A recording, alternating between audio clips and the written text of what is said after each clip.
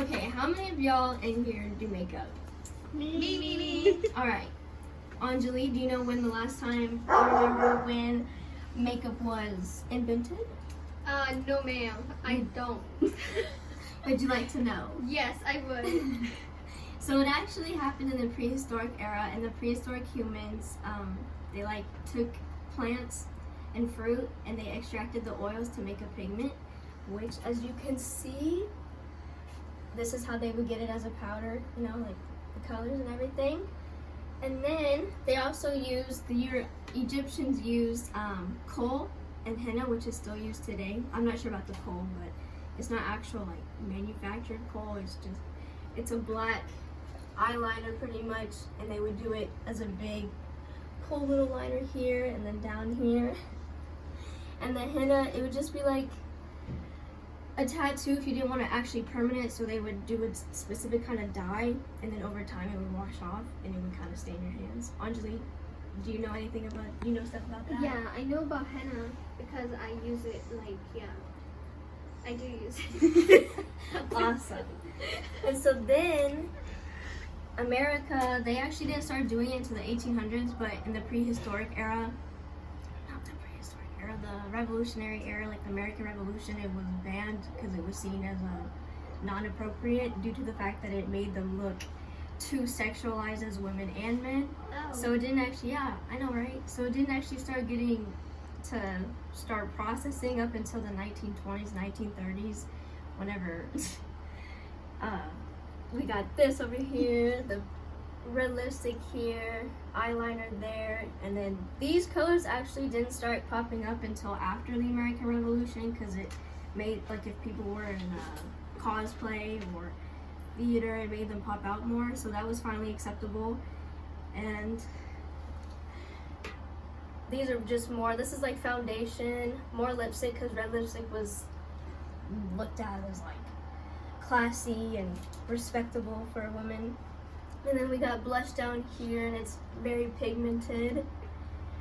And then in Chinese, they did this thing called, it starts with an O, it's black paint, which they use it on their like when they're doing celebrations, they would paint black on their teeth to make it less yellow, and then they would use a powder like substance to make their faces white. And they also did like what the prehistoric people did, they extracted plants to make red lipsticks. They put it on their lips, their eyes, underneath their eyebrows. And then there was also like what this lady has down here, it's called the plum blossom. So there's as if like a plum blossom fell on their cheeks, it would enhance their face. And then you are not born glamorous, glamorous is created. In Japan, they kind of did the same thing as China did. And yeah. This is what the prehistoric, this was actually found in a tomb, like it was all like the cool instruments that they would use as a technique. And then this is what the eye look would be looked as for the eyeliner. And then that is for the henna, that's the trees. Those are the seeds. And yeah, that's it. Do you guys have any questions?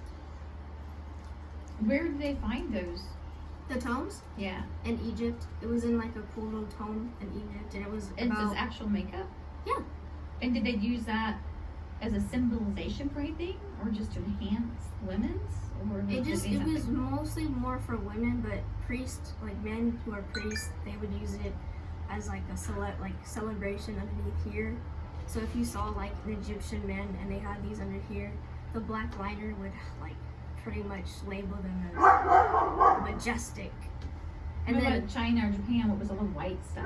Was that just for celebrations when they put that on? yeah, the celebrations. It wasn't like they were every day. No, it wasn't forever. It was like celebrations, and the white was from a white-based rice powder. So that's why it got so white. That's why whenever Was it a powder or paste? powder, How do So they make it?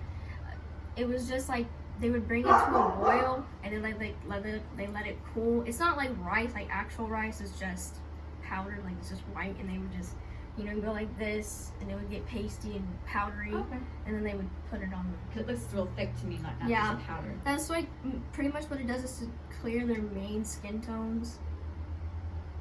And then like the tombs in Egypt, that was found like 5,000 years ago in BC. And so what would they do for the dyes? I mean, how did they get that color in there from way back when? They used just from It plants? was it was the plant seeds. Oh, very Yeah. nice. They would also bring that to a boil. How about henna? What does henna symbolize? Yeah, this henna symbolizes just Anjali, do you know what henna symbolizes? I actually Is it don't. like artwork? Or more Yeah, it's art? more like art. Like it just is a creative way to express yourself. So I know that some of it's not just for the face. Henna can be on the body too. Yeah, they normally do it. It's mostly seen on their hands and their feet. And Egyptians. Right? Yeah, well, yeah. But Okay. anybody can do it now because it's still around. Yeah. So,